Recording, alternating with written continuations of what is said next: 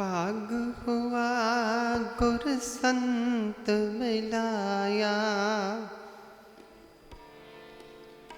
भाग हुआ गुर संत मिलाया, भाग हुआ गुर संत मिलाया, भाग हुआ गुर संत मिलाया, भाग हुआ गुर संत मिलाया, भाग हुआ गुर संत मिलाया, भाग हुआ गुर संत मिलाया, भाग हुआ गुर संत मिलाया। प्रभु अविनाशी कर में पाया, प्रभु अविनाशी कर में पाया, प्रभु अविनाशी कर में पाया, प्रभु अविनाशी कर में पाया, प्रभु अविनाशी कर में पाया, प्रभु अविनाशी कर में पाया, प्रभु अविनाशी कर में पाया, प्रभु अविनाशी कर में पाया। भाग हुआ गुर संत मिलाया, भाग हुआ गुर संत मिलाया, भाग हुआ गुर संत मिलाया, भाग हुआ गुर संत मिलाया। प्रभु अविनाशी कर में पाया, प्रभु अविनाशी कर में पाया, प्रभु अविनाशी कर में पाया, प्रभु अविनाशी कर में पाया, प्रभु अविनाशी कर में पाया, प्रभु अविनाशी कर में पाया, प्रभु अविनाशी कर में पाया, प्रभु अविनाशी कर में पाया। भाग हुआ गुर संत मिलाया, भाग हुआ गुर संत मिलाया, भाग हुआ गुर संत मिलाया, भाग हुआ गुर संत मिलाया।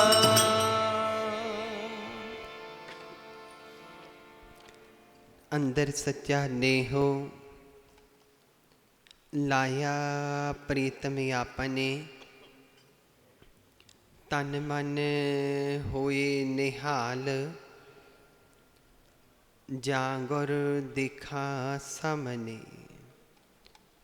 सो बहुत बड़े भाग ने संगतां दे जिन्हां नूं घोर कलयुग दे विच सतगुरां दे सोहणे दरबार विच हाजिरी भरन दा बहुत सोहना सुभाग समा मिलिया कर्मां दे नाल। सतगुरु जी बचन करते ने, गुरु महाराज बड़े भागी साध संग प्रापत, तिन भेटत दौर मत खोई। बड़े भागी कि बड़ियां भागां दे नाल ही जीव नूं पूरा गुरु मिलदा है। किसी पूरे साधु महापुरख की संगत मिलती है, वड्डियां कर्मां दे नाल मिलती है, चंगियां कर्मां नाल जिन्हां नूं मिलती है। गुरु जी बचन करते ने, बड़ भागी साध संग प्रापत, तिन भेटत दुर मत खोई। भ्रष्ट बुद्धि, माड़ी सोच, हुण जीव सब थाई जाता है, काम कार करन वास्ते किते भी तुरिया फिरदा है। सारी दिहाड़ी किते किस तरह का जी मिलता है, किस तरह का कोई मिलिया, सोच विचार जीव दी सारी दिहाड़ी जानी दिमाग चली जाता है। वेखो पर जिहड़ी बुद्धि है, कोई कलयुग का समा है, पर जदों फिर आण के कोई साधु महापुरखों की संगत दे विच बैठदा है, वो भ्रष्ट बुद्धि खत्म हो जाती है, खोई जाती, खुस जाती है। ਉਸ ਦੀ ਬੁੱਧੀ ਪ੍ਰਕਾਸ਼ ਹੋ ਜਾਂਦੀ ਹੈ, ਸ਼ਾਂਤੀ ਮਿਲਦੀ ਹੈ, ਟਿਕਾ ਮਿਲਦਾ ਹੈ। ਉਸ ਨੂੰ ਫਿਰ ਗਿਆਨ ਹੋਣ ਲੱਗਦਾ ਹੈ। ਉਸ ਜੀਵ ਨੂੰ ਗਿਆਨ ਹੁੰਦਾ ਕਿ ਮੈਂ ਇਸ ਧਰਤੀ 'ਤੇ ਕੀ ਕਰਨ ਵਾਸਤੇ ਆਇਆ। ਸਾਧੂ ਮਹਾਂਪੁਰਖ ਬਚਨਾਂ ਦੇ ਰਾਹੀਂ ਉਪਦੇਸ਼ ਦਿੰਦੇ ਨੇ ਜੀਵ ਨੂੰ। ਵੇਖੋ, ਬਚਨਾਂ ਦੇ ਰਾਹੀਂ ਲਾਹੌਰ ਦੇ ਵਿੱਚ ਮਹਿੰਗਾ ਮਲ ਸੇਠ ਹੈ, ਬਹੁਤ ਵਧੀਆ ਕੰਮ ਚੱਲਦਾ ਉਸਦਾ, ਵਪਾਰੀ ਹੈ, ਵਪਾਰੀ, ਕੰਮ ਚੱਲਦਾ ਬਹੁਤ ਜ਼ਿਆਦਾ, ਤੇ ਪਰ ਕੋਈ ਗੁਰੂ ਦਾ ਕੋਈ ਗਿਆਨ ਨਹੀਂ ਹੈ ਉਸ ਨੂੰ। ਸਮੇਂ ਦੇ ਨਾਲ ਗੁਰੂ ਨੂੰ ਭੁੱਲਿਆ ਵਾ ਹੈ ਉਹ। ਵੇਖੋ, ਕੋਈ ਗੁਰੂ ਦਾ ਪਤਾ ਨਹੀਂ ਉਸ ਨੂੰ। ਪਰਮੇਸ਼ਰ ਤੇ ਭੁੱਲਿਆ ਵਿਆਪਨ ਸਭੇ ਰੋਗ, ਬੇਮੁਖ ਹੋਏ ਰਾਮ ਤੇ ਲੱਗਨ ਜਨਮ ਬਜੋ। ਜਨਮਾਂ ਜਨਮਾਂ ਦਾ ਰੋਗੀ ਹੋ ਜਾਂਦਾ ਜੀਵ ਜਦੋਂ ਪਰਮੇਸ਼ਰ ਨੂੰ, ਗੁਰੂ ਨੂੰ ਭੁੱਲ ਜਾਂਦਾ ਹੈ। ਇਹ ਵੀ ਯਾਦ ਰੱਖਿਓ, ਫਿਰ ਜਿਹੜਾ ਉਹ ਦੁੱਖ ਲੱਗਦਾ ਹੈ ਨਾ, ਉਹ ਵੀ ਫਿਰ ਕਿਸੇ ਕੋਈ ਡਾਕਟਰ ਕੋਲੇ ਨਹੀਂ ਆਰਾਮ ਮਿਲਦਾ। ਫਿਰ ਉਸ ਦਾ ਇਲਾਜ ਵੀ ਪਰਮੇਸ਼ਰ ਕੋਲੇ ਹੀ ਹੋਇਆ ਆਉਂਦਾ ਹੈ। ਸੁੱਖ ਵੀ ਪਰਮੇਸ਼ਰ ਕੋਲੇ ਆਇਆ ਹੀ ਮਿਲਦਾ ਉਸ ਨੂੰ। ਵੇਖੋ, ਬਾਬਾ ਜੀ ਸੰਗਤ ਭਗਤ ਆਉਂਦੇ ਸਨ ਬੱਧਨੀ, ਮਾਤਾ ਆਏ, ਸੰਗਤ ਆਉਂਦੀ ਹਜ਼ਾਰਾਂ ਹੀ ਭੁਗਤਦੀ ਹੈ। ਬਹੁਤ ਦੂਰੋਂ ਦੂਰੋਂ, ਕੋਈ ਯੂਪੀ ਤੋਂ, ਕੋਈ ਰਾਜਸਥਾਨ ਤੋਂ, ਕੋਈ ਵੀ ਕਿਤੋਂ ਵੀ ਦੱਸ ਪੈਂਦੀ ਹੈ। ਅਹਿਮਦਾਬਾਦ ਤੋਂ ਵੀ ਆਏ ਭੁਗਤਣ ਵਾਸਤੇ। ਵੇਖੋ, ਜਿੱਥੇ ਵੀ ਦੱਸ ਪੈਂਦੀ ਹੈ ਸਭ ਆਉਂਦੇ ਨੇ, ਕਿਉਂ ਕਿਰਪਾ ਹੈ ਗੁਰੂ ਮਹਾਰਾਜ ਜੀ ਦੇ ਬਚਨ ਹੋਏ ਵੇ ਵਰਤ ਰਹੇ ਨੇ। ਵੇਖੋ, ਮਾਤਾ ਦੇ ਲੱਕ ਤੇ ਪੇਟੀ ਲੱਗੀ ਵੀ, ਮਾਤਾ ਅੱਗੇ ਆ ਕੇ ਬੇਨਤੀ ਕਰੀ, ਜੀ ਬਹੁਤ ਤਕਲੀਫ ਰਹਿੰਦੀ ਹੈ ਸਰੀਰ ਨੂੰ।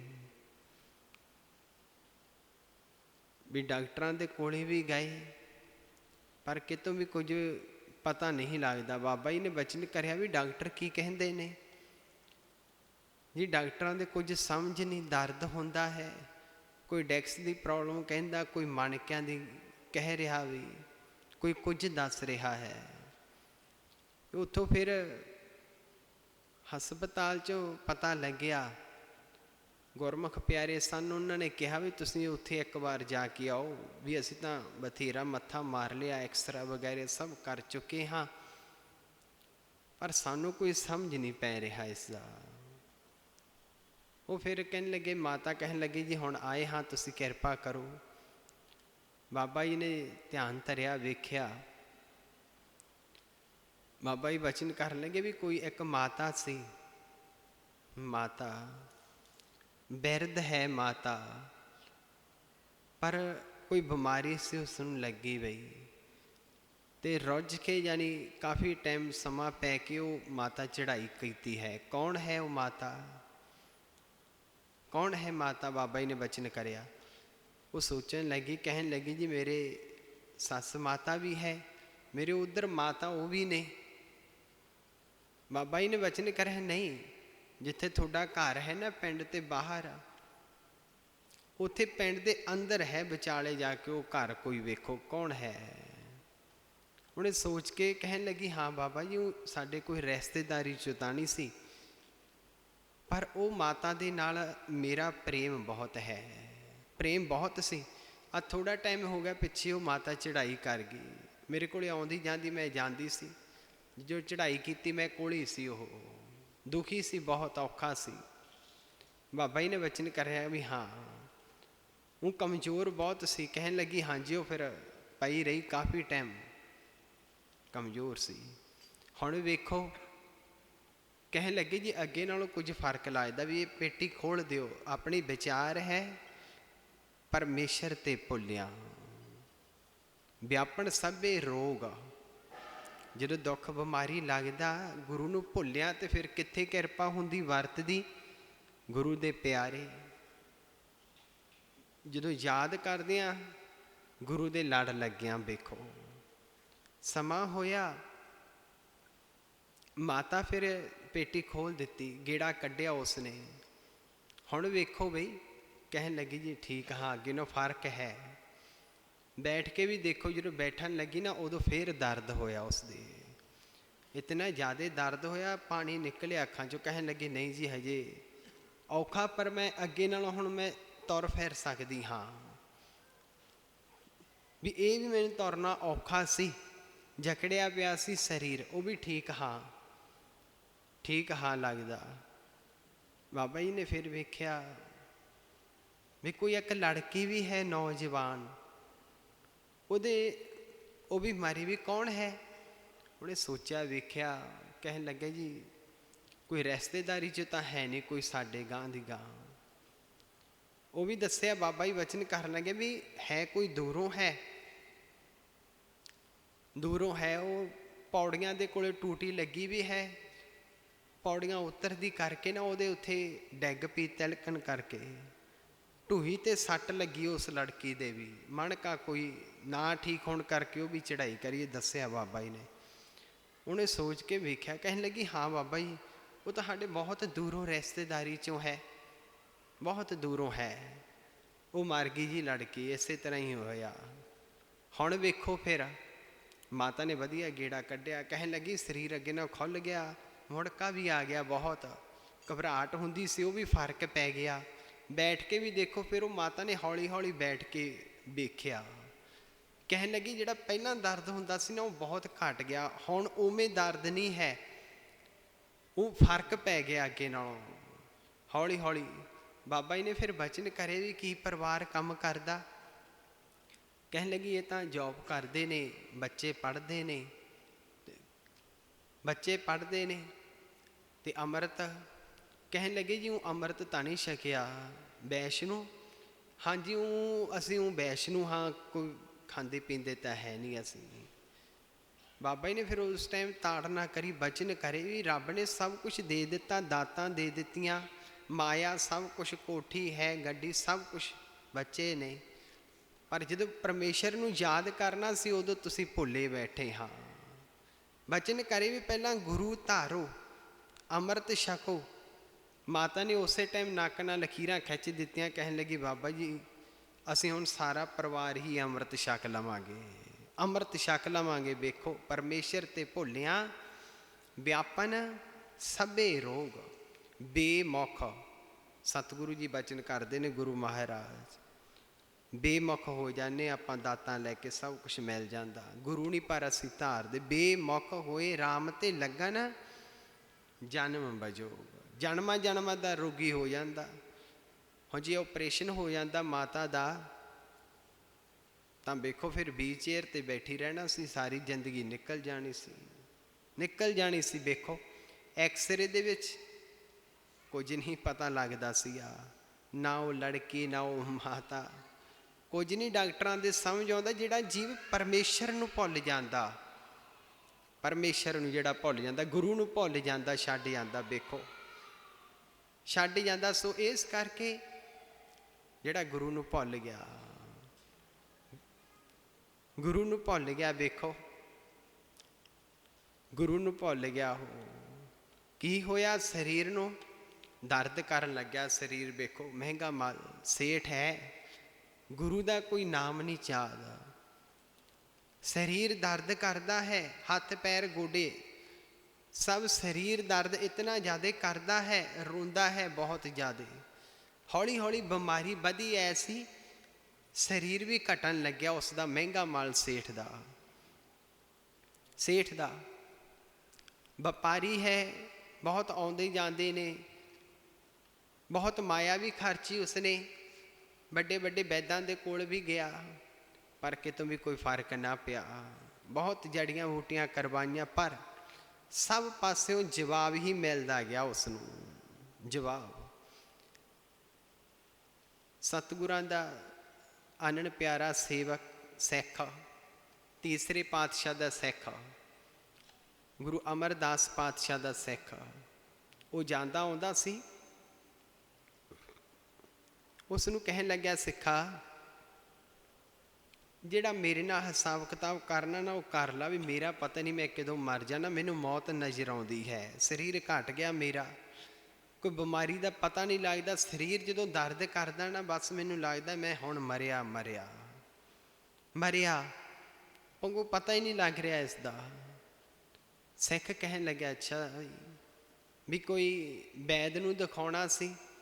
ਕਹਿਣ ਲੱਗਿਆ ਬਹੁਤ ਕੁਝ ਕਰਵਾਇਆ, ਮਾਇਆ ਬਥੇਰੀ ਖਰਚੀ, ਪਰ ਵੀ ਕਿਤੋਂ ਕੋਈ ਫਰਕ ਨਾ ਪਿਆ। ਉਹ ਸਿੱਖ ਕਹਿਣ ਲੱਗਾ ਵੀ ਠੀਕ ਹੈ, ਵੀ ਜੇ ਸਭ ਪਾਸੇ ਤੈਨੂੰ ਜਵਾਬ ਹੈ ਨਾ, ਹੁਣ ਜਵਾਬ ਹੈ, ਪਰ ਤੂੰ ਮੇਰੀ ਇੱਕ ਗੱਲ ਮੰਨ। ਸਤਿਗੁਰੂ ਬੈਠੇ ਨੇ ਗੋਇੰਦਵਾਲ ਸਾਹਿਬ, ਤੀਸਰਾ ਗੁਰੂ ਨਾਨਕ ਹੈ, ਗੁਰੂ ਨਾਨਕ ਹੈ। ਮੈਂ ਆਪ ਸਭ ਕੁਝ ਵੇਖਿਆ ਹੈ ਉੱਥੇ। ਤੂੰ ਉੱਥੇ ਆ, ਹਾਜ਼ਰੀ ਭਰ। ਜੇ ਜਾਣਾ ਹੈ ਨਾ, ਤੂੰ ਆਪਣੇ ਮਨ ਦੇ ਨਾਲ ਜਾਵੀਂ ਉੱਥੇ, ਸ਼ਰਧਾ ਭਾਵਨਾ ਦੇ ਨਾਲ ਜਾਵੀਂ ਗੁਰੂ ਕੋਲੇ, ਗੁਰੂ ਕੋਲੇ ਜਾਵੀਂ ਉੱਥੇ। ਫਿਰ ਤੇ ਗੁਰੂ ਕੀ ਨਹੀਂ ਕਰ ਸਕਦਾ, ਸਭ ਪਾਸਿਓਂ ਜਵਾਬ ਹੈ, ਤੇ ਗੁਰੂ ਦਾ ਦਰ ਖੁੱਲ੍ਹਾ ਹੈ। ਤੂੰ ਆ ਉੱਥੇ, ਉੱਥੇ ਭਗਤ। ਉਹ ਕਹਿਣ ਲੱਗਿਆ ਵੀ ਠੀਕ ਹੈ, ਜੇ ਸਮਾਂ ਬਣਿਆ, ਜੇ ਕੋਈ ਕੁਝ ਸਵਾਸ ਹੋਏ ਤਾਂ ਵੀ ਮੈਂ ਜ਼ਰੂਰ ਫਿਰ ਵੇਖਾਂਗਾ। ਮਹਿੰਗਾ ਮੱਲ ਕਹਿੰਦਾ, ਘਰ ਵਾਲੀ ਪਰਿਵਾਰ ਬੱਚਿਆਂ ਨੂੰ ਵੀ ਦੱਸਿਆ ਵੀ ਇਸੇ ਤਰ੍ਹਾਂ ਸਿੱਖ ਆਇਆ ਸੀ, ਵੀ ਉਸਨੇ ਦੱਸ ਪਾਈ ਹੈ। ਪਰਿਵਾਰ ਘਰ ਵਾਲੇ ਕਹਿਣ ਲੱਗੇ ਵੀ ਆਪਾਂ ਚੱਲਦੇ ਹਾਂ, ਫਿਰ ਵੀ ਚੱਲਦੇ ਹਾਂ ਆਪਾਂ, ਕੋਈ ਨਾ। ਸਾਰੇ ਫਿਰ ਆਏ ਬੱਚੇ ਪਰਿਵਾਰ। ਜਦੋਂ ਆਏ ਨਾ, ਗੋਇੰਦਵਾਲ ਸਾਹਿਬ ਸਤਿਗੁਰੂ ਤੀਸਰੇ ਪਾਤਸ਼ਾਹ, ਤੀਸਰਾ ਗੁਰੂ ਨਾਨਕ ਬੈਠਾ, ਪੰਡਾਲ ਸਜੀ, ਸੰਗਤ ਬਹੁਤ ਬੈਠੀ ਹੈ, ਦੀਵਾਨ ਸਜਿਆ ਵਾ ਹੈ। ਗੁਰੂ ਜੀ ਸੰਗਤਾਂ ਨਾਲ ਬਚਨ ਵਿਲਾਸ ਹੁੰਦੇ ਨੇ, ਭੁਗਤ ਵੀ ਰਹੇ ਨੇ, ਕੋਈ ਦੁਖੀ, ਕੋਈ ਦਾਤ ਮੰਗਦਾ। ਸਤਿਗੁਰੂ ਸਭ ਤੇ ਕਿਰਪਾ ਕਰਦੇ ਨੇ। ਜਦੋਂ ਆਏ ਨਾ ਪਹਿਲੇ ਦਿਨ, ਵੇਖਿਆ ਵੀ ਇੰਨੀ ਜ਼ਿਆਦਾ ਸੰਗਤ, ਇਤਨਾ ਵੱਡਾ ਪੰਡਾ ਵੀ ਬਹੁਤ ਹੈ ਤਾਂ ਸੰਗਤ। ਬੜਾ ਹੈਰਾਨ ਹੋਇਆ ਮਹਿੰਗਾ ਮੱਲ ਸੇਠ, ਉਹ ਹੈਰਾਨ ਹੋਇਆ। ਪਹਿਲੇ ਦਿਨ ਭੁਗਤਣ ਦਾ ਸਮਾਂ ਨਾ ਲੱਗਿਆ ਉਸ ਨੂੰ, ਸਮਾਂ ਨਾ ਗਿਆ ਪਹਿਲਾ ਦਿਨ। ਦੂਸਰਾ ਦਿਨ ਸੰਗਤ ਬਹੁਤ ਸੀ ਭੁਗਤਣ ਵਾਸਤੇ, ਦੂਸਰਾ ਦਿਨ ਵੀ ਨਾ ਮਿਲਿਆ। ਦੂਸਰਾ ਦਿਨ ਫਿਰ ਬੌਲੀ ਸਾਹਿਬ ਦੀ ਸੇਵਾ ਹੁੰਦੀ ਸੀ, ਮਨ 'ਚ ਸੋਚਿਆ ਵੀ ਚਲੋ ਸੇਵਾ ਕਰਦੇ ਹਾਂ। ਸੇਵਾ ਕਰੀ ਉਸਨੇ ਆਪ, ਮਹਿੰਗਾ ਮੱਲ ਪਰਿਵਾਰ ਵੀ ਕਰਨ ਲੱਗਿਆ। ਇਸ਼ਨਾਨ ਕਰਕੇ ਸ਼ਾਮ ਨੂੰ ਕੀਰਤਨ ਦੇ ਵਿੱਚ ਵੀ ਬੈਠਾ, ਫਿਰ ਹਾਜ਼ਰੀ ਭਰੀ। ਤੀਸਰਾ ਦਿਨ ਆਇਆ, ਤੀਸਰੇ ਦਿਨ ਜਾ ਕੇ ਵੇਖੋ ਹਾਜ਼ਰੀ ਲੱਗੀ। ਕੋਈ ਕਾਹਲੀ ਨਹੀਂ ਕਰੀ ਉਸਨੇ, ਵੇਖੋ ਕੋਈ ਕਾਹਲੀ ਨਹੀਂ ਕਰੀ। ਜਿਨ੍ਹਾਂ ਨੇ ਦਾਤਾਂ ਲੈਣੀਆਂ ਨਾ, ਜਿਨ੍ਹਾਂ ਨੇ ਖੁਸ਼ੀਆਂ ਲੈਣੀਆਂ ਗੁਰੂ ਤੋਂ, ਉਹ ਕਦੇ ਵੀ ਨਹੀਂ ਕੋਈ ਕਾਹਲੀ ਕਰਦੇ। ਉਹ ਵੇਖੋ ਭਾਵਨਾ ਹੈ, ਸ਼ਰਧਾ ਹੈ ਗੁਰੂ ਦੇ ਪ੍ਰਤੀ। ਤੀਸਰੇ ਦਿਨ ਆਣ ਕੇ ਫਿਰ ਜਦੋਂ ਸਤਿਗੁਰਾਂ ਦੇ ਕੋਲੇ ਅੱਗੇ ਹੋਏ, ਮੱਥਾ ਟੇਕਿਆ, ਸਤਿਗੁਰਾਂ ਨੇ ਅੰਮ੍ਰਿਤ ਭਰੀ ਦ੍ਰਿਸ਼ਟੀ ਪਾਈ। ਤੀਸਰੇ ਪਾਤਸ਼ਾਹ ਬਚਨ ਕਰਨ ਲੱਗੇ, ਕਿੱਥੋਂ ਆਏ, ਕਿਵੇਂ ਆਏ, ਕੀ ਨਾਮ ਹੈ? ਬਚਨ ਕਰਿਆ। ਕਹਿਣ ਲੱਗੇ ਜੀ ਲਾਹੌਰ ਤੋਂ ਆਏ ਹਾਂ, ਮਹਿੰਗਾ ਮੱਲ ਨਾਮ ਹੈ, ਆਪ ਜੀ ਦੇ ਦਰਸ਼ਨ ਕਰਨ ਵਾਸਤੇ ਆਏ ਹਾਂ, ਦਰਸ਼ਨ ਕਰਨ ਵਾਸਤੇ ਆਏ ਹਾਂ। ਕੋਲੇ ਘਰ ਵਾਲੀ ਪਰਿਵਾਰ ਬੈਠਾ। ਉਸਨੇ ਕਿਹਾ ਵੀ ਨਹੀਂ, ਵੀ ਜਿਹੜੀ ਬੇਨਤੀ ਕਰਨੀ ਹੈ ਨਾ, ਦੁੱਖ ਤਕਲੀਫ, ਉਹ ਤੂੰ ਦੱਸ ਹੁਣ। ਮਹਿੰਗਾ ਮੱਲ ਸੇਠ ਨੂੰ ਕਿਹਾ, ਘਰ ਵਾਲੀ ਨੇ। ਉਸਨੇ ਆਪਣੇ ਪਰਿਵਾਰ ਘਰ ਵਾਲੀ ਨੂੰ ਇਸ਼ਾਰਾ ਕਰਿਆ ਵੀ ਨਹੀਂ। ਸਤਿਗੁਰਾਂ ਨੇ ਫਿਰ ਬਚਨ ਕਰਿਆ ਵੀ ਕਿਵੇਂ ਆਏ ਸੀ, ਕਿਵੇਂ ਆਏ? ਉਹਨੇ ਫਿਰ ਬੇਨਤੀ ਕਰੀ, ਸਤਿਗੁਰੂ ਤੁਹਾਡੇ ਦਰਸ਼ਨ ਕਰਨ ਵਾਸਤੇ ਆਏ ਸੀ, ਕਿਰਪਾ ਕਰੋ ਸਾਰੇ ਪਰਿਵਾਰ ਨੂੰ ਸਿੱਖੀ ਦੀ ਦਾਤ ਬਖਸ਼ ਦਿਓ, ਸਿੱਖੀ ਦੀ ਦਾਤ ਬਖਸ਼ ਦਿਓ। ਤੀਸਰੇ ਪਾਤਸ਼ਾਹ ਮੁਸਕਰਾਏ, ਅੰਤਰਜਾਮੀ, ਸਭ ਕੁਝ ਜਾਣਦੇ ਸਨ। ਸਤਿਗੁਰੂ ਬਚਨ ਕਰਨ ਲੱਗੇ, ਮਹਿੰਗਾ ਮੱਲ, ਸਿੱਖੀ ਵੀ ਬਹੁਤ ਮਹਿੰਗੀ ਹੈ, ਬਹੁਤ ਮਹਿੰਗੀ ਹੈ ਸਿੱਖੀ। ਚਰਨਾਂ ਤੇ ਸਿਰ ਰੱਖ ਦਿੱਤਾ ਸਤਿਗੁਰ ਸੱਚੇ ਪਾਤਸ਼ਾਹ, ਕਿਰਪਾ ਕਰ ਦਿਓ, ਜਿਸ ਤਰ੍ਹਾਂ ਮਰਜ਼ੀ ਫਿਰ ਸਿੱਖੀ ਦੀ ਦਾਤ ਬਖਸ਼ਿਓ। ਜੋ ਤੁਹਾਡੇ ਚਰਨਾਂ ਤੇ ਸਿਰ ਰੱਖ ਹੀ ਦਿੱਤਾ, ਚਰਨਾਂ ਦੀ ਪਹੁਲ ਦਿੱਤੀ, ਤੀਸਰੇ ਪਾਤਸ਼ਾਹ ਨੇ ਵਾਹਿਗੁਰੂ ਮੰਤਰ ਦਿੱਤਾ ਤੇ ਨਾਲ ਬਚਨ ਕਰਿਆ ਕਿ ਸਿੱਖਾ ਇੱਥੇ ਹੀ ਰਹਿਣਾ, ਇੱਥੇ ਰਹਿ ਕੇ ਸੇਵਾ ਕਰਨੀ, ਘਰੇ ਵਾਪਸ ਨਹੀਂ ਜਾਣਾ, ਇੱਥੇ ਹੀ ਰਹਿਣਾ, ਬੱਚੇ ਪਰਿਵਾਰ ਵਾਪਸ ਜਾ ਵੜਨ। ਹੁਕਮ ਹੋ ਗਿਆ। ਸਤ ਵਚਨ ਕਿਹਾ। ਜਦੋਂ ਬਾਹਰ ਆਏ ਨਾ ਉੱਠ ਕੇ, ਘਰ ਵਾਲੀ ਉਹ ਕਹਿਣ ਲੱਗੀ ਵੀ ਤੁਸੀਂ ਬੇਨਤੀ ਕਰੀ ਜਾਂਦੇ ਸੀ ਸਿੱਖੀ ਦੀ ਦਾਤ, ਇਹ ਤਾਂ ਆਪਾਂ ਜਦੋਂ ਮਰਜ਼ੀ ਬਾਅਦ 'ਚੋਂ ਮੰਗ ਲੈਂਦੇ, ਬਾਅਦ ਦੇ ਵਿੱਚ ਬੇਨਤੀ ਕਰ ਲੈਂਦੇ, ਸਿੱਖੀ ਦੀ ਦਾਤ ਬਾਅਦ ਵਿੱਚ ਮੰਗ ਸਕਦੇ ਸੀ, ਪਰ ਜਿਹੜਾ ਤੁਹਾਨੂੰ ਦੁੱਖ ਸੀ, ਤਕਲੀਫ ਸੀ, ਤੁਸੀਂ ਉਹਦੀ ਬੇਨਤੀ ਕਰਨੀ ਸੀ, ਉਹ ਦੱਸਣਾ ਸੀ। ਉਹ ਫਿਰ ਕਹਿਣ ਲੱਗਿਆ, ਮਹਿੰਗਾ ਮਲ ਸੇਠ ਕਹਿਣ ਲੱਗਿਆ ਵੀ ਵੇਖ, ਜਦੋਂ ਪਹਿਲੇ ਦਿਨ ਆਏ ਆ ਨਾ ਆਪਾਂ ਇੱਥੇ, ਪਹਿਲੇ ਦਿਨ ਆਏ ਆ, ਜਦੋਂ ਮੈਂ ਸੰਗਤ ਵੇਖੀ, ਇਤਨਾ ਪੰਡਾਲ ਵੇਖਿਆ, ਦਰਸ਼ਨ ਕਰੇ ਦੀਵਾਨ ਦੇ, ਅੱਧਾ ਲੋੜ ਤਾਂ ਮੇਰਾ ਉਦੋਂ ਹੀ ਲਹਿ ਗਿਆ ਸੀ। ਦੂਸਰੇ ਦਿਨ ਆਣ ਕੇ ਫਿਰ ਜਦੋਂ ਸੇਵਾ ਕਰੀਏ, ਇੱਥੇ ਇੱਧਰ ਅਸਥਾਨ ਬਣਦਾ, ਬੌੜੀ ਸਾਹਿਬ ਬਣਦੀ ਸੀ ਉਦੋਂ, ਉੱਥੇ ਸੇਵਾ ਕਰੀ ਨਾਲ। ਸ਼ਾਮ ਨੂੰ ਜਦੋਂ ਫਿਰ ਕੀਰਤਨ ਦੇ ਵਿੱਚ ਬੈਠਾ ਨਾ, ਇਸ਼ਨਾਨ ਕਰਕੇ ਕੀਰਤਨ 'ਚ ਬੈਠਾ, ਪਤਾ ਨਹੀਂ ਉਦੋਂ ਮੇਰੇ ਸਰੀਰ 'ਚੋਂ ਕੀ ਨਿਕਲਿਆ, ਕੀ ਹੋਇਆ। ਉਸ ਟਾਈਮ ਤੋਂ ਲੈ ਕੇ ਹੁਣ ਤੱਕ ਮੈਂ ਬਿਲਕੁਲ ਠੀਕ ਹਾਂ। ਮੈਨੂੰ ਨਹੀਂ ਲੱਗਦਾ ਵੀ ਮੈਨੂੰ ਕੋਈ ਬਿਮਾਰੀ ਸੀ, ਵੀ ਮੈਨੂੰ ਕੋਈ ਦੁੱਖ ਸੀ। ਉਦੋਂ ਤੋਂ ਲੈ ਕੇ ਹੁਣ ਤੱਕ ਬਿਲਕੁਲ ਠੀਕ ਹਾਂ। ਆ ਹੁਣ ਸਤਿਗੁਰਾਂ ਦੇ ਦਰਸ਼ਨ ਹੋ ਗਏ, ਚਰਨ ਪਹੁਲ ਮਿਲ ਗਈ, ਤੇ ਮੈਨੂੰ ਨਹੀਂ ਲੱਗਦਾ ਵੀ ਮੈਨੂੰ ਕਦੇ ਮੌਤ ਆਵੇਗੀ, ਮੌਤ ਆਵੇਗੀ। ਮੈਨੂੰ ਨਹੀਂ ਲੱਗਦਾ ਮੈਂ ਮਰੂੰਗਾ। ਮੇਰੀ ਉਮਰ ਬਹੁਤ ਵੱਧ ਗਈ ਹੈ, ਮੈਂ ਬਿਲਕੁਲ ਠੀਕ ਹਾਂ। ਤੁਸੀਂ ਘਰੇ ਵਾਪਸ ਜਾਓ, ਵਾਪਸ ਜਾਓ ਘਰੇ, ਕੰਮ ਕਾਰ ਸਾਰਾ ਸੰਭਾਲੋ, ਵੀ ਮੈਂ ਤਾਂ ਹੁਣ ਇੱਥੇ ਰਹਿਣਾ ਹੈ, ਇੱਥੇ ਰਹਿ ਕੇ ਸੇਵਾ ਕਰਨੀ ਹੈ। ਵੇਖੋ, ਸੇਵਾ ਕਰਨੀ ਹੈ ਇੱਥੇ ਰਹਿ ਕੇ। ਘਰ ਵਾਲੇ, ਪਰਿਵਾਰ, ਬੱਚੇ ਫਿਰ ਵਾਪਸ ਚਲੇ ਗਏ। ਮਹਿੰਗਾ ਮੱਲ ਸੇਵਾ ਕਰਨ ਲੱਗਿਆ, ਸੇਵਾ ਕਰਨ ਲੱਗਿਆ। ਕਿੱਥੇ ਸੇਵਾ ਮਿਲੀ? ਲੰਗਰ ਦੇ ਵਿੱਚ ਸੇਵਾ ਮਿਲ ਗਈ। ਲੰਗਰ 'ਚ ਸੇਵਾ ਕਰਦਾ ਹੈ, ਨਾਲ ਨਾਲ ਸਿਮਰਨ ਵੀ ਕਰਦਾ ਹੈ। ਸਤਿਗੁਰਾਂ ਦਾ ਬਚਨ ਸੀ ਵੀ ਸੇਵਾ ਵੀ ਕਰੀ ਤੇ ਨਾਲ ਸਿਮਰਨ ਵੀ ਕਰੀ, ਸਿਮਰਨ ਵੀ ਕਰੀ। ਕਈ ਸੇਵਾ ਬਹੁਤ ਕਰਦੇ ਨੇ, ਬਹੁਤ ਥਾਂ ਸੇਵਾ ਕਰਦੇ ਨੇ, ਬਹੁਤ, ਨਾਲ ਨਾਲ ਸਿਮਰਨ ਵੀ ਹੋਵੇ ਨਾ ਤਾਂ ਫਿਰ ਗੁਰੂ ਕੋਲੇ ਹਾਜ਼ਰੀ ਲੱਗਦੀ ਰਹਿੰਦੀ ਹੈ। ਨਹੀਂ ਤਾਂ ਫਿਰ ਕਈ ਗੱਲਾਂ ਵੀ ਬਹੁਤ ਫਿਰ ਕਰਦੇ ਰਹਿੰਦੇ ਨੇ, ਤੁਰੇ ਫਿਰਦੇ ਨੇ, ਗੱਲਾਂ ਕਰਦੇ, ਗੱਲਾਂ, ਧਿਆਨ ਗੁਰੂ ਵਿੱਚ ਨਹੀਂ ਹੁੰਦਾ। ਸੇਵਾ ਜਿਸ ਦੀ ਹੈ ਉਸ ਦਾ ਸਿਮਰਨ ਵੀ ਹੋ ਜਾਵੇ, ਨਾਮ ਵੀ ਜਪਿਆ ਜਾਵੇ ਨਾਲ। ਵੇਖੋ, ਧਿਆਨ ਹੋਵੇ, ਧਿਆਨ ਹੋਵੇ ਸਤਿਗੁਰੂ ਦੇ ਵੱਲ, ਤੇ ਗੁਰੂ ਦਾ ਪਹਿਰਾ ਰਹਿੰਦਾ। ਨਹੀਂ ਤਾਂ ਕੋਈ ਸੇਵਾ ਕਰਦਾ, ਝਾੜੂ ਮਾਂਜਾ। ਮੈਂ ਤਾਂ ਗੁਰਦੁਆਰੇ ਬਹੁਤ ਸੇਵਾ ਕਰਦਾ, ਮਨ 'ਚ ਹੁੰਦਾ ਕਈ ਵਾਰ ਵੀ ਮੈਨੂੰ ਕੋਈ ਵੇਖੇ, ਮੇਰਾ ਨਾਮ ਲਵੇ, ਵੀ ਮੈਨੂੰ ਕੋਈ ਸਰੂਪਾ ਹੀ ਦੇਵੇ ਵੀ ਇਹ ਸੇਵਾ ਬਹੁਤ ਕਰਨ ਆਉਂਦਾ।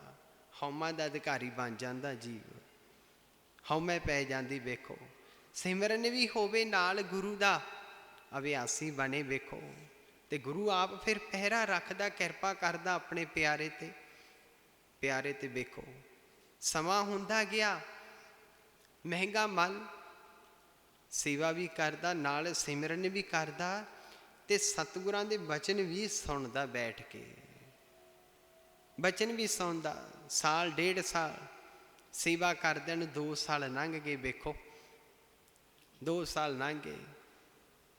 ਇੱਕ ਦਿਨ ਐਸਾ ਹੋਇਆ, ਪਰਚਾ ਪਾਉਂਦਾ ਗੁਰੂ। ਵੇਖੋ, ਪਰਚੇ ਸਭ ਤੇ ਪੈਂਦੇ ਨੇ। ਡਿਊਟੀ ਸੀ ਮਹਿੰਗਾ ਮੱਲ ਦੀ। ਲੰਗਰ ਦੇ ਵਿੱਚ ਸ਼ਾਮ ਨੂੰ ਜਦੋਂ ਪਦਾਰਥ ਵੱਧ ਜਾਂਦਾ ਸੀ ਨਾ, ਸ਼ਾਮ ਦੇ ਟਾਈਮ, ਰਾਤ ਨੂੰ, ਉਹ ਫਿਰ ਉੱਥੇ ਰੱਖਦੇ ਨਹੀਂ ਸੀ। ਸਤਿਗੁਰਾਂ ਦਾ ਹੁਕਮ ਸੀ ਵੀ ਉਹ ਗੱਡੇ ਉੱਪਰ ਰੱਖ ਕੇ, ਲੱਦ ਕੇ, ਤੇ ਦਰਿਆ ਵਿੱਚ ਪਾ ਆਉਣਾ, ਵੀ ਇੱਥੇ ਪਦਾਰਥ ਰੱਖਣਾ ਨਹੀਂ, ਬੇਅਦਬੀ ਨਹੀਂ ਹੋਣ ਦੇਣੀ। ਬਚਨ ਸੀ ਤੀਸਰੇ ਪਾਤਸ਼ਾਹ ਦਾ, ਜੇ ਪਦਾਰਥ ਵਧੂਗਾ ਤਾਂ ਉਹ ਡਿਊਟੀ ਸੀ ਮਹਿੰਗਾ ਮਾਲ ਸਿੱਖ ਦੀ ਲੱਗੀ ਹੋਈ ਸੀ। ਇੱਕ ਦਿਨ ਐਸਾ ਹੋਇਆ, ਲੈ ਕੇ ਜਦੋਂ ਜਾ ਰਿਹਾ, ਜਾਂਦਿਆਂ ਜਾਂਦਿਆਂ ਰਸਤੇ ਦੇ ਵਿੱਚ 3 ਜਾਣੇ ਉਧਰੋਂ ਆ ਰਹੇ ਸਨ, ਤੇ ਮਹਿੰਗਾ ਮੱਲ ਵੇਖੋ ਨਾਮ ਜਪਣ ਵਾਲੇ ਦੀ ਅਵਸਥਾ ਕੈਸੀ ਹੋ ਜਾਂਦੀ ਹੈ। ਕੀ ਦਿਸਿਆ ਉਸਨੂੰ, ਕੀ ਭਾਸ ਰਿਹਾ ਵੀ ਕੌਣ ਨੇ, ਵੀ ਗੁਰੂ ਦੇ ਸਿੱਖ ਨੇ, ਵੀ ਗੁਰੂ ਵੱਲ ਜਾ ਰਹੇ ਨੇ, ਵੀ ਕੋਈ ਅਨਨ ਪਿਆਰੇ ਸਿੱਖ ਹੋਣਗੇ। ਪਰ ਹੈ ਕੌਣ ਸੀ, ਹੈ 3 ਜਾਣੇ ਚੋਰ ਸਨ ਉਹ। ਵੇਖੋ ਮਹਿੰਗਾ ਮੱਲ ਨੇ ਹੱਥ ਜੋੜ ਕੇ ਬੜੀ ਨਿਮਰਤਾ ਦੇ ਨਾਲ ਬੇਨਤੀ ਕਰੀ, ਕਿਉਂ ਸਿਮਰਨ ਕਰਦਾ ਸੀ ਨਾ। ਕਹਿਣ ਲੱਗਿਆ ਵੀ ਗੁਰੂ ਦੇ ਕੋਲੇ ਦਰਸ਼ਨ ਕਰਨ ਜਾ ਰਹੇ ਹੋ। ਉਹ ਕਹਿਣ ਲੱਗਿਆ ਵੀ ਹਾਂ, ਅਸੀਂ ਸਤਿਗੁਰਾਂ ਦੇ ਦਰਸ਼ਨ ਕਰਨ ਜਾ ਰਹੇ ਹਾਂ। ਹੈ ਚੋਰ ਸੀ ਤਿੰਨੇ, ਮਨ 'ਚ ਪਾਪ ਸੀ ਵੀ ਚਲੋ ਗੁਰੂ ਕੋਲੇ ਚੱਲਦੇ ਆ। ਕਹਿੰਦੇ ਵੀ ਖਜ਼ਾਨਾ ਬੜਾ ਆਉਂਦਾ ਉੱਥੇ, ਮਾਇਆ ਬਹੁਤ ਮੱਥਾ ਟੇਕਦੀ ਹੈ, ਹੋਰ ਵੇਖਾਂਗੇ ਕੋਈ ਸਮਾਨ ਇੱਧਰ ਉੱਧਰ ਕਰਨ ਵਾਲਾ ਤਾਂ ਕਰ ਆਵਾਂਗੇ, ਲਿਆਵਾਂਗੇ ਆਪਾਂ, ਚੱਕ ਲਿਆਵਾਂਗੇ, ਮਾਇਆ ਲਿਆਵਾਂਗੇ ਆਪਾਂ। ਮਨ 'ਚ ਸੋਚ ਸੀ ਉਹਨਾਂ ਦੇ। ਵੇਖੋ ਤੇ ਇੱਧਰ ਸਿੱਖ ਕਹਿੰਦਾ ਵੀ ਤੁਸੀਂ ਗੁਰੂ ਦੇ ਸਿੱਖ। ਕਹਿਣ ਲੱਗਿਆ ਵੀ ਹਾਂ, ਵੀ ਤੁਸੀਂ ਹੁਣ ਰਾਤ ਹੋ ਚੱਲੀ ਹੈ, ਉੱਥੇ ਪ੍ਰਸ਼ਾਦਾ ਜਲ ਪਾਣੀ ਨਹੀਂ ਮਿਲਣਾ, ਵੀ ਤੁਸੀਂ ਕਿਉਂ ਨਾ ਇੱਥੇ ਮੈਂ ਤੁਹਾਨੂੰ ਛਕਾ ਦਿੰਦਾ ਹਾਂ। ਕਹਿਣ ਲੱਗੇ ਠੀਕ ਹੈ। ਜਦੋਂ ਛਕਣ ਲੱਗੇ ਨਾ, 3 ਜਾਣੇ ਆਪਸ ਵਿੱਚ ਹੀ ਗੱਲਾਂ ਕਰਦੇ ਨੇ। ਉਹ ਕਹਿਣ ਲੱਗੇ ਵੀ ਆਪਾਂ ਨੂੰ ਇਸਨੇ ਪਛਾਣ ਲਿਆ, ਪਛਾਣ ਲਿਆ ਆਪਾਂ ਤਿੰਨਾਂ ਨੂੰ ਇਸਨੇ, ਵੀ ਜੇ ਉੱਥੇ ਜਾ ਕੇ ਕੋਈ ਗੱਲਬਾਤ ਹੋਊਗੀ, ਚੋਰੀ ਕੀਤੀ ਜਾਂ ਕੁਛ ਲਿਆਂਦਾ ਸਮਾਨ, ਤੇ ਆਪਾਂ ਕਿਤੇ ਪਕੜੇ ਨਾ ਜਾਈਏ, ਇਹਨੇ ਵੇਖ ਲੈਣਾ ਆਪਾਂ ਨੂੰ।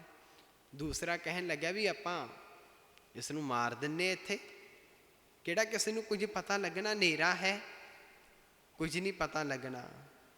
ਕਹਿਣ ਲੱਗੇ ਠੀਕ ਹੈ। ਫਿਰ ਜਲ ਪਾਣੀ ਪ੍ਰਸ਼ਾਦਾ ਪਾਣੀ ਛਕਿਆ, ਤੇ ਛਕਾਇਆ ਵੀ ਉਸਨੇ ਬੜੀ ਨਿਮਰਤਾ ਦੇ ਨਾਲ, ਸਿਮਰਨ ਕਰਦਿਆਂ। ਵੇਖੋ ਨਾਮ ਜਪਦਿਆਂ ਛਕਾਇਆ ਉਸਨੇ ਜਲ ਪਾਣੀ ਛਕਿਆ, ਤੇ ਮਾਰਨ ਦੀ ਤਿਆਰੀ ਕਰੀ ਨਾ।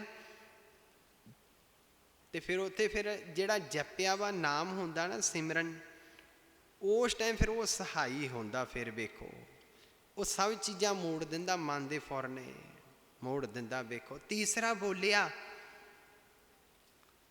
ਕਹਿਣ ਲੱਗਿਆ ਵੀ ਨਹੀਂ ਰਹਿਣ ਦੇ, ਵੀ ਆਪਾਂ ਮਾਰਦੇ ਨਾ, ਇਹਨੂੰ ਮਾਰੀਏ ਨਾ, ਵੀ ਆਪਾਂ ਨੂੰ ਜਲ ਪਾਣੀ ਭੋਜਨ ਵਧੀਆ ਛਕਾਇਆ, ਵੀ ਬੜੇ ਪ੍ਰੇਮ ਨਾਲ ਛਕਾਇਆ।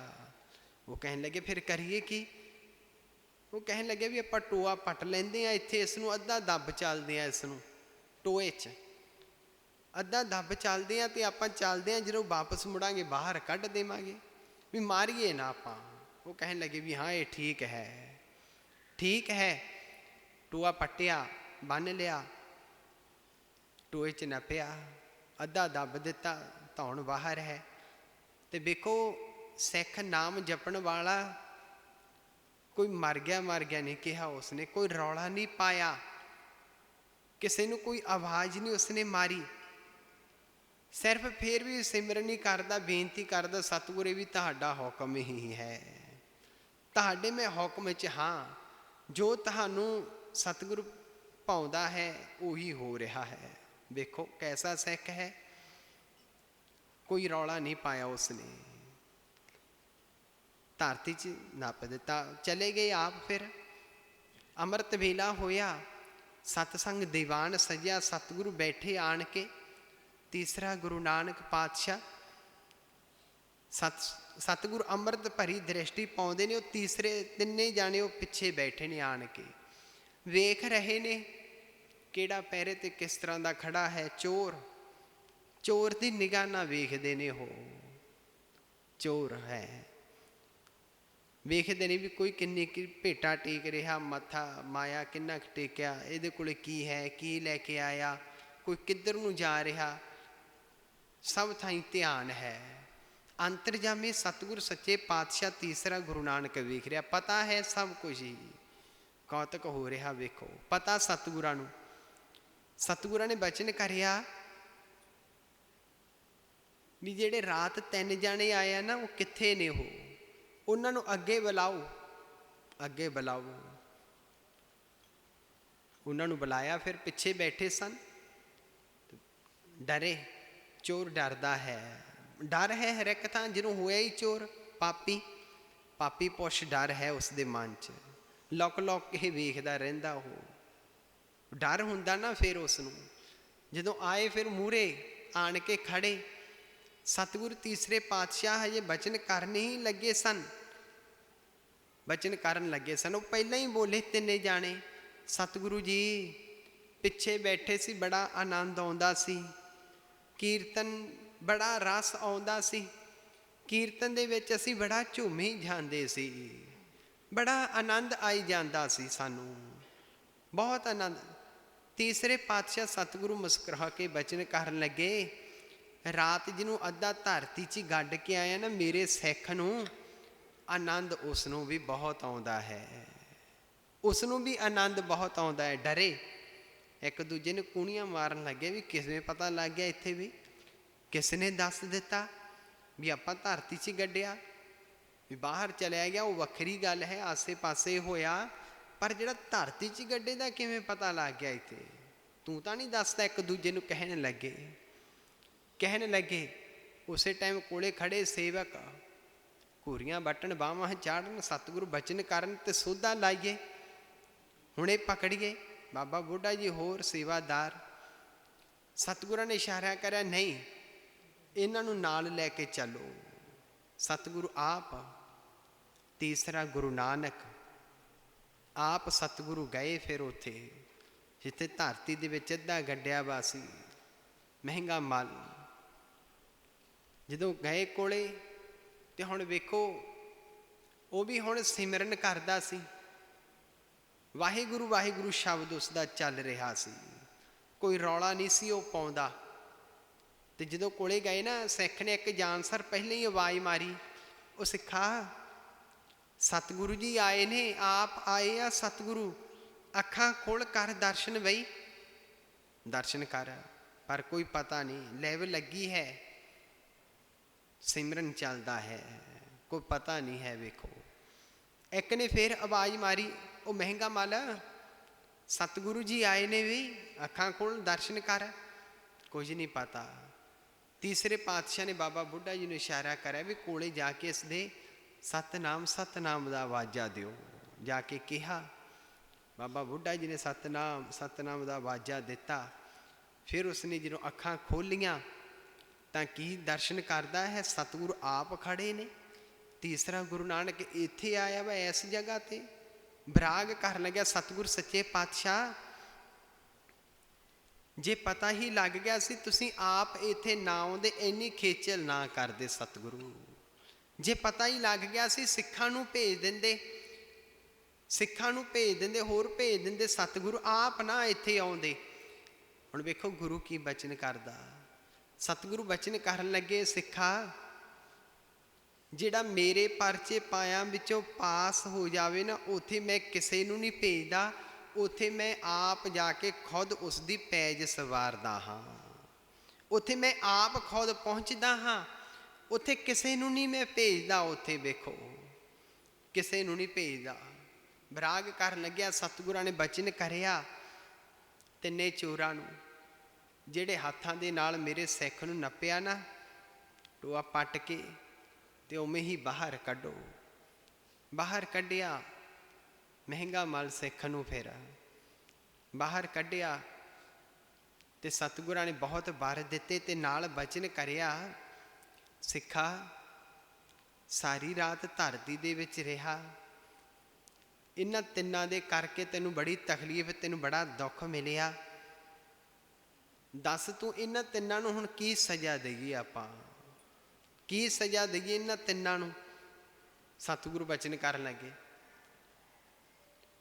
ਮਹਿੰਗਾ ਮਲ ਕਹਿਣ ਲੱਗਿਆ, ਸਤਿਗੁਰੂ ਮੈਂ ਤਾਂ ਤੁਹਾਡਾ ਨਿਮਾਣਾ ਜਿਹਾ ਸੇਵਕ ਹਾਂ, ਨਿਮਾਣਾ ਜਿਹਾ ਸਿੱਖ ਹਾਂ, ਸਤਿਗੁਰੂ ਤੁਸੀਂ ਮੇਰੇ ਗੁਰੂ ਹੋ, ਜੋ ਤੁਸੀਂ ਬਚਨ ਕਰੋਗੇ ਉਹ ਸੱਤ ਹੈ, ਉਹ ਸੱਤ ਹੈ। ਸਤਿਗੁਰੂ ਬਚਨ ਕਰਨ ਲੱਗੇ, ਨਹੀਂ ਸਾਡਾ ਦੂਸਰਾ ਬਚਨ ਹੈ, ਕੀ ਸਜ਼ਾ ਦੇਈਏ ਇਹਨਾਂ ਨੂੰ। ਕਹਿਣ ਲੱਗਾ, ਜੀ ਜੋ ਤੁਸੀਂ ਕਿਰਪਾ ਕਰ ਦਿਓ। ਸਤਿਗੁਰੂ ਕਹਿਣ ਲੱਗੇ ਨਹੀਂ, ਸਾਡਾ ਤੀਸਰਾ ਬਚਨ ਹੈ, ਦੱਸ ਇਹਨਾਂ ਤਿੰਨਾਂ ਨੂੰ ਕੀ ਸਜ਼ਾ ਦੇਈਏ। ਗਲ ਵਿੱਚ ਪੱਲਾ ਪਾਇਆ ਸਤਿਗੁਰੂ, ਜੇ ਬਹੁਤ ਤੁੱਠੇ ਆ ਨਾ, ਸਤਿਗੁਰੂ ਤਾਂ ਹੁਣ ਬਚਨ ਕਰਦੇ ਆ ਵੀ ਸਜ਼ਾ ਦੇਈਏ। ਦੇਖੋ ਨਾਮ ਜਪਣ ਵਾਲੇ ਦੀ, ਸੇਵਾ ਕਰਨ ਵਾਲੇ ਦੀ ਅਵਸਥਾ ਕਿੱਥੇ ਤੱਕ ਪਹੁੰਚ ਜਾਂਦੀ ਹੈ, ਕਿੱਥੇ ਅਵਸਥਾ ਪਹੁੰਚ ਗਈ। ਵੇਖੋ ਸਤਿਗੁਰੂ ਤਾਂ ਬਚਨ ਕਰਦੇ ਵੀ ਕੀ ਸਜ਼ਾ ਦੇਈਏ, ਪਰਚਾ ਪਾਉਂਦੇ ਨੇ ਗੁਰੂ, ਵੇਖਦੇ ਆ ਸਤਿਗੁਰੂ ਵੀ ਕੀ ਸਜ਼ਾ ਦੇਈਏ। ਤੇ ਇੱਧਰ ਸਿੱਖ ਬੇਨਤੀ ਕਰਦਾ, ਸਤਿਗੁਰੂ ਜੇ ਬਹੁਤ ਤੁੱਠੇ ਆ ਨਾ, ਜੇ ਕੁਝ ਇਹਨਾਂ ਨੂੰ ਬਖਸ਼ਣਾ ਹੀ ਹੈ ਤਾਂ ਜਿਵੇਂ ਮੈਨੂੰ ਸਿੱਖੀ ਦੀ ਮੇਰੇ ਤੇ ਕਿਰਪਾ ਕੀਤੀ ਹੈ, ਉਵੇਂ ਇਹਨਾਂ ਤਿੰਨਾਂ ਨੂੰ ਸਿੱਖੀ ਦੀ ਦਾਤ ਬਖਸ਼ ਦਿਓ, ਸਿੱਖੀ ਦੀ ਦਾਤ ਬਖਸ਼ ਦਿਓ। ਵੇਖੋ ਕੈਸੀ ਮੰਗ ਮੰਗੀ। ਜੇ ਸਾਡੇ ਵਰਗਾ, ਆਪਣੇ ਵਰਗਾ ਕੋਈ ਹੁੰਦਾ ਤਾਂ ਉਹਦੀ ਕਹਿਣਾ ਸੀ, ਲਿਆਓ ਜੀ ਪੁੱਠਾ ਲਮਕਾਉਂਦੇ ਆਪਾਂ, ਫੜ ਲਓ ਜੀ ਇਹਨੂੰ, ਫਿਰ ਇੱਧਰ ਲੈ ਚਲੋ, ਕਚਹਿਰੀਆਂ 'ਚ ਕੇਸ ਚੱਲ ਪੈਂਦੇ ਨੇ ਸਾਡੇ। ਵੇਖੋ ਬਹੁਤ ਦੂਰ ਤੱਕ ਗੱਲ ਚਲੀ ਜਾਂਦੀ ਆ। ਵੇਖੋ ਗੁਰੂ ਨੂੰ ਅਸੀਂ ਮੰਨਦੇ ਨਹੀਂ, ਗੁਰੂ ਨੂੰ ਅਸੀਂ ਅੱਗੇ ਨਹੀਂ ਰੱਖ ਸਕਦੇ, ਅਸੀਂ ਗੁਰੂ ਦੀ ਨਹੀਂ ਅਸੀਂ ਮੰਨਦੇ, ਅਸੀਂ ਆਪਣੇ ਮਨ ਦੀ ਨਹੀਂ ਅਸੀਂ ਛੱਡਦੇ, ਆਪਣੇ ਆਪ ਦੀ ਮਨ ਦੀ ਮਨਾਉਂਦੇ ਅਸੀਂ ਗੁਰੂ ਨੂੰ ਆਣ ਕੇ, ਗੁਰੂ ਦੀ ਨਹੀਂ ਅਸੀਂ ਮੰਨਦੇ। ਖੜਿਆ ਕਰੋ ਸਤਿਗੁਰਾਂ ਦੇ ਅੱਗੇ, ਅਰਦਾਸ ਬੇਨਤੀ ਕਰਿਆ ਕਰੋ। ਧੰਨ ਬਾਬਾ ਨੰਦ ਸਿੰਘ ਜੀ ਦੇ ਬਚਨ ਨੇ, ਇਹ ਬਾਬਾ ਜੀ ਦੇ ਬਚਨ ਨੇ। ਜਦੋਂ ਆਣ ਕੇ ਸ਼ਰਧਾ ਭਾਵਨਾ ਦੇ ਨਾਲ ਸਤਿਗੁਰਾਂ ਦੇ ਕੋਲ ਆਣ ਕੇ ਤੂੰ ਖੜੇ ਨਾ, ਅਰਦਾਸ ਬੇਨਤੀ ਕਰਿਆ ਕਰ, ਬੇਨਤੀ ਕਰ, ਦਰਸ਼ਨ ਦੇਖ ਜੀਵਾਂ ਗੁਰ ਤੇਰਾ, ਪੂਰਨ ਕਰਮ ਹੋਏ ਪ੍ਰਭ ਮੇਰਾ। ਉਹ ਬੇਨਤੀ ਕਰ ਤਾਂ ਸਹੀ ਤੂੰ ਭਾਵਨਾ ਸ਼ਰਧਾ ਦੇ ਨਾਲ। ਕਿਵੇਂ ਨਹੀਂ ਗੁਰੂ ਤੈਨੂੰ ਫਿਰ ਦਰਸ਼ਨ ਦਿੰਦਾ, ਕਿਵੇਂ ਨਹੀਂ ਤੈਨੂੰ ਦਰਸ਼ਨ ਦੇ ਸਕਦਾ। ਗੁਰੂ ਤਾਂ ਬੈਠਾ ਹੈ, ਹਾਜ਼ਰ ਨਾਜ਼ਰ ਪ੍ਰਤੱਖ ਗੁਰੂ ਤਾਂ ਦਰਸ਼ਨ ਦਿੰਦਾ ਹੈ। ਸਾਡੇ ਵਿੱਚ ਹੀ ਕਮੀਆਂ ਨੇ, ਸਾਡੇ ਵਿੱਚ ਕਮੀਆਂ ਨੇ। ਮਨ ਬਹੁਤ ਮੋੜੇ ਪਏ ਨੇ, ਕਈ ਐਸੇ ਉੱਠੇ ਨੇ ਵੀ ਨਹੀਂ ਇਹ ਗੁਰੂ ਨਹੀਂ ਹੋ ਸਕਦਾ, ਇਹ ਨਾਮ ਜਪਣ ਦਾ ਕੀ ਫਾਇਦਾ, ਇੱਕ ਪਾਠ ਕਰਿਆ ਵਾਹਿਗੁਰੂ ਵਾਹਿਗੁਰੂ ਵਾਰ-ਵਾਰ ਕਾਹਦਾ ਕਹਿਣਾ। ਪਰ ਵੀ ਜਿਨ੍ਹਾਂ ਨੇ ਅਭਿਆਸ ਕੀਤਾ, ਜਿਨ੍ਹਾਂ ਨੇ ਇਹ ਨਾਮ ਜਪਿਆ, ਬੰਦਗੀ ਕਰੀ, ਵੇਖੋ ਉਹਨਾਂ ਨੂੰ ਰਸ ਦਾ ਪਤਾ, ਉਹਨਾਂ ਨੇ ਦੁਨੀਆ ਨੂੰ ਤਾਰਿਆ, ਉਹਨਾਂ ਨੇ ਵੇਖੋ ਉਹਨਾਂ ਦੀਆਂ ਟਕਸਾਲਾਂ ਚੱਲੀਆਂ। ਇਹ ਵੇਖੋ ਧੰਨ ਬਾਬਾ ਦੀਪ ਸਿੰਘ ਜੀ ਨੇ 26 ਸਾਲ ਭੋਰੇ ਦੇ ਵਿੱਚ ਬੈਠ ਕੇ ਬੰਦਗੀ ਕੀਤੀ ਉਹਨਾਂ ਨੇ। ਵੇਖੋ ਬੰਦਗੀ ਕੀਤੀ, ਨਾਮ ਜਪਿਆ ਉਹਨਾਂ ਨੇ 26 ਸਾਲ ਭੋਰੇ ਦੇ ਵਿੱਚ। ਵੇਖੋ ਅਭਿਆਸ ਕੀਤਾ ਤੇ ਟਕਸਾਲ ਤੁਰੀ। ਵੇਖੋ ਤੇ ਵੇਖੋ ਬਚਨ ਵੀ ਸਨ ਧੰਨ ਸ੍ਰੀ ਗੁਰੂ ਕਲਗੀਧਰ ਪਾਤਸ਼ਾਹ ਦੇ, ਤੇ ਸ਼ਹੀਦੀ ਵੀ ਵੇਖੋ ਐਸੀ ਪ੍ਰਾਪਤ ਹੋਈ। ਕੈਸੀ ਪ੍ਰਾਪਤ ਹੋਈ, ਜਦੋਂ ਹੋਣੀ ਹੱਸੀ ਨਾ, ਧੜ ਸੀਸ ਨਾਲ ਅਲੱਗ ਹੋ ਗਿਆ। ਹੋਣੀ ਹੱਸੀ ਵੀ ਮੈਂ ਤਾਂ ਜਿਹੜਾ ਕੰਮ ਕਰਨਾ ਸੀ ਹੋ ਗਿਆ, ਪਰ ਉਸ ਟਾਈਮ ਫਿਰ ਉਹ ਨਾਮ ਸਿਮਰਨ ਜਪਿਆ ਵਾ,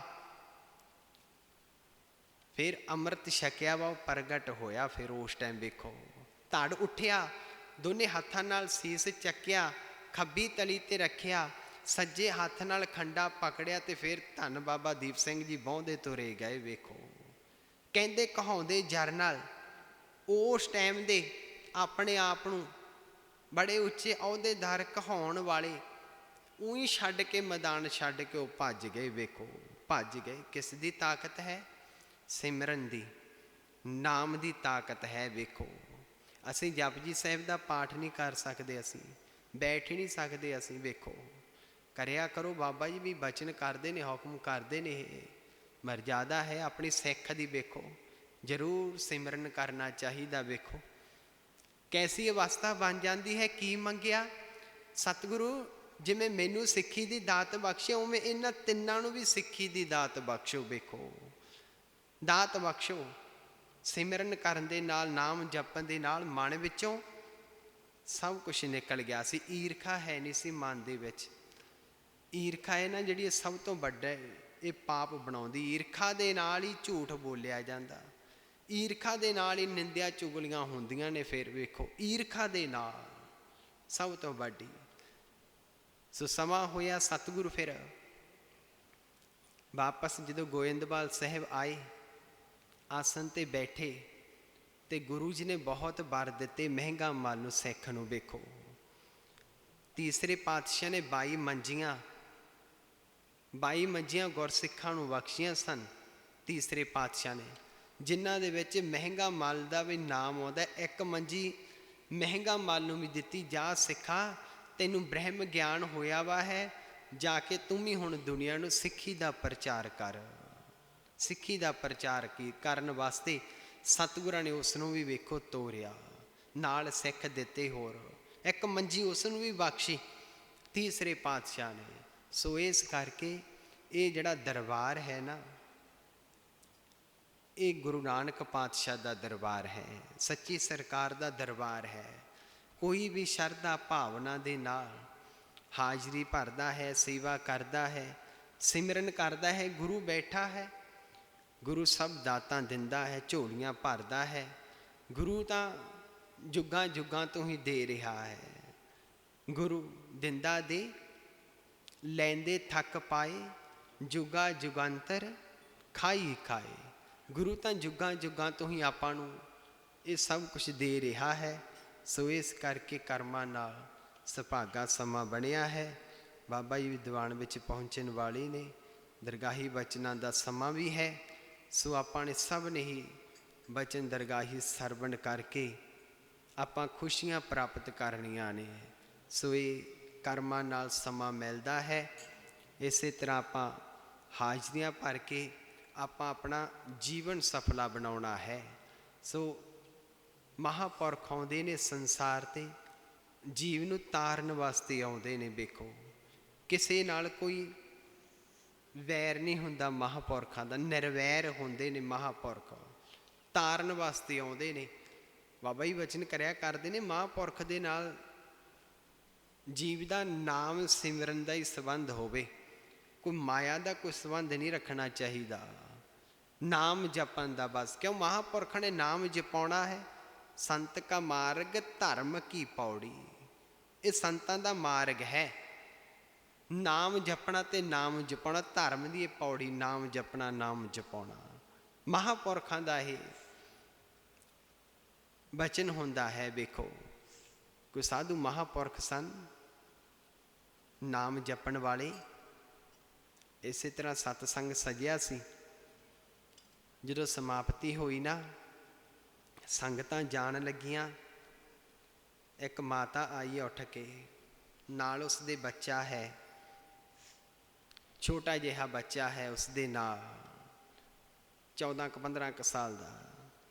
ਜਦੋਂ ਆਈ ਨਾ ਮਾਤਾ, ਮੱਥਾ ਟੇਕਿਆ ਤੇ ਕਹਿਣ ਲੱਗੀ, ਜੀ ਇਸ 'ਤੇ ਕਿਰਪਾ ਕਰੋ, ਕਿਰਪਾ ਕਰੋ। ਇਸ ਦਾ ਪਿਓ ਥੋੜ੍ਹੇ ਦਿਨ ਹੋ ਗਏ ਚੜ੍ਹਾਈ ਕਰ ਗਿਆ ਹੈ, ਇਹ ਹੁਣ ਇਕੱਲਾ ਹੀ ਰਹਿ ਗਿਆ ਮੇਰੇ ਕੋਲੇ, ਕੋਈ ਕੰਮਕਾਰ ਵੀ ਹੈ ਨਹੀਂ ਗਾ, ਤੇ ਕਰਜ਼ਾ ਵੀ ਥਾ ਹੈ ਸਿਰ 'ਤੇ, ਗਰੀਬੀ ਵੀ ਹੈ। ਤੁਸੀਂ ਕੋਈ ਕਿਰਪਾ ਕਰ ਦਿਓ, ਕਿਰਪਾ ਕਰ ਦਿਓ ਕੋਈ। ਮਹਾਂਪੁਰਖ ਬਚਨ ਕਰਨ ਲੱਗੇ, ਮਾਤਾ ਦਰਬਾਰ ਵੱਡਾ ਹੈ, ਕੋਈ ਨਾ ਆਏ ਹਾਜ਼ਰੀ ਭਰੀ ਤੇ ਸੇਵਾ ਕਰੀ, ਬੈਠ ਕੇ ਸਿਮਰਨ ਵੀ ਕੀਤਾ, ਬੱਚੇ ਤੋਂ ਵੀ ਤੂੰ ਨਾਮ ਜਪਾਇਆ ਕਰ, ਹੁਣੇ ਹੀ ਇਸ ਨੂੰ ਗੁਰਸਿੱਖੀ ਵਾਲੇ ਪਾਸੇ ਲੈ ਕੇ ਜਾ। ਮਹਾਂਪੁਰਖਾਂ ਨੇ ਬਚਨ ਕਰੇ। ਮਾਤਾ ਕਹਿਣ ਲੱਗੀ, ਜੀ ਅਸੀਂ ਤੁਹਾਡੇ ਬਹੁਤ ਪੁਰਾਣੇ ਸੰਗੀ ਹਾਂ, ਤੁਸੀਂ ਕਿਰਪਾ ਕਰੋ, ਕੋਈ ਮਾਇਆ ਦੀ ਐਸਾ ਬਣ ਜਾਵੇ ਵਿਧ, ਕੋਈ ਚੰਗੀ ਕੋਈ ਮਾਇਆ ਮਿਲ ਜਾਵੇ, ਦੇ ਦਿਓ, ਤੇ ਘਰੋਂ ਗਰੀਬੀ ਨਿਕਲ ਜਾਵੇ। ਮਹਾਂਪੁਰਖ ਸਮਝਦੇ ਸਨ, ਪਤਾ ਸੀ। ਮਹਾਂਪੁਰਖਾਂ ਨੇ ਫੇਰ ਬਚਨ ਕਰੇ, ਬਚਨ ਕਰੇ ਵੀ ਨਹੀਂ ਮਾਤਾ, ਕੋਈ ਨਾ, ਵੀ ਤੁਸੀਂ ਗੁਰੂ ਦਾ ਦਰ ਹੈ, ਇੱਥੇ ਨਾਮ ਜਪਣ ਦੀ ਉਹੀ ਮੰਗ ਮੰਗਿਆ ਕਰੋ, ਨਾਮ ਜਪਣ ਦੀ ਗੁਰੂ ਮੰਗ ਮੰਗਿਆ ਕਰੋ। ਉਹ ਕਹਿਣ ਲੱਗੀ, ਕੀ ਕਰੀਏ ਜੀ, ਹੁਣ ਕਰਜ਼ਾ ਬਹੁਤ ਹੈ, ਗਰੀਬੀ ਹੈ। ਸੋ ਆਓ, ਬਾਬਾ ਜੀ ਵੀ ਦੀਵਾਨ ਦੇ ਵਿੱਚ ਪਹੁੰਚ ਗਏ ਨੇ। ਸੋ ਆਪਾਂ ਵੀ ਸਾਰੇ ਸ਼ਰਧਾ ਭਾਵਨਾ ਦੇ ਨਾਲ ਆਣ ਕੇ ਬੈਠੀਏ, ਹਾਜ਼ਰੀ ਭਰੀਏ, ਲਾਹਾ ਲਈਏ ਹੁਣ ਬਚਨਾਂ ਦਾ, ਦਰਗਾਹੀ ਬਚਨਾਂ ਦਾ। ਸੋ ਕਰਮਾਂ ਨਾਲ ਇਹ ਸਮਾਂ ਆਪਾਂ ਨੂੰ ਮਿਲਦਾ ਹੈ। ਸਮਾਂ ਹੋਇਆ, ਫਿਰ ਮਾਤਾ ਵੀ ਨਹੀਂ, ਜਦੋਂ ਐ ਬਹੁਤ ਕਿਹਾ ਨਾ, ਸੇਵਾਦਾਰ ਕੋਲੇ ਬੈਠਾ ਸੀ।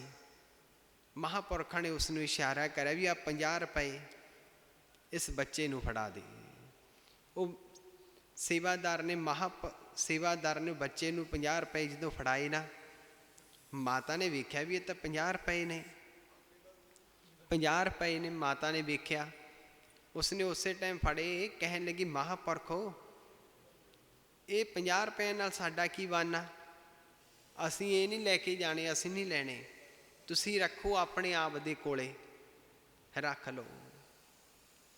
ਮਹਾਂਪੁਰਖ ਫਿਰ ਬਚਨ ਕਰਨ ਲੱਗੇ, ਨਹੀਂ ਕੋਈ ਨਾ, ਤੁਸੀਂ ਨਾ ਖਰਚਿਓ, ਤੁਸੀਂ ਰੱਖ ਲਓ। ਉਹ ਕਹਿਣ ਲੱਗੀ 50 ਰੁਪਏ ਨਾਲ ਕੀ ਹੋਣਾ।